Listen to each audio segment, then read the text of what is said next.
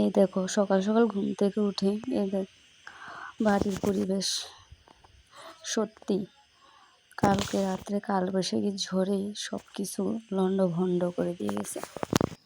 তো আমরা সবার সাথে যুদ্ধ করতে পারলেও কিন্তু ভগবানের সাথে যুদ্ধ করতে পারি না।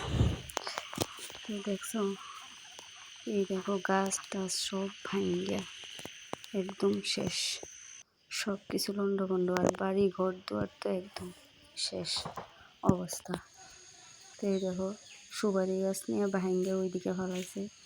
এই যে গাছটি, এই গাছটি মানে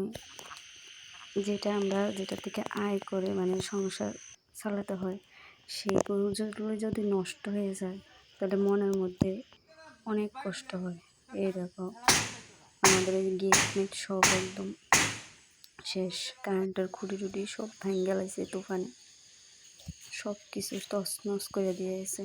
1 ঘন্টার ঝড়ে সব শেষ। এই দেখলাম উড়ান টুডান সব, এই আমাদের গ্যাসে ট্যাসে সব জায়গায় জল পড়ছে। তো আমি এখানে চা বয়ে দিয়েছি, কারণ চা খেয়ে সবাই এসব কাছাতে কাছাতে অনেকটা সময় যায় করতে। দেখো এমনিতে তো মন খারাপ, তারপর এগুলো পরিষ্কার করতে করতে অনেকটা টাইম লেগে যাবে। সত্যি ভগবান লীলা বোঝা বড় দায়।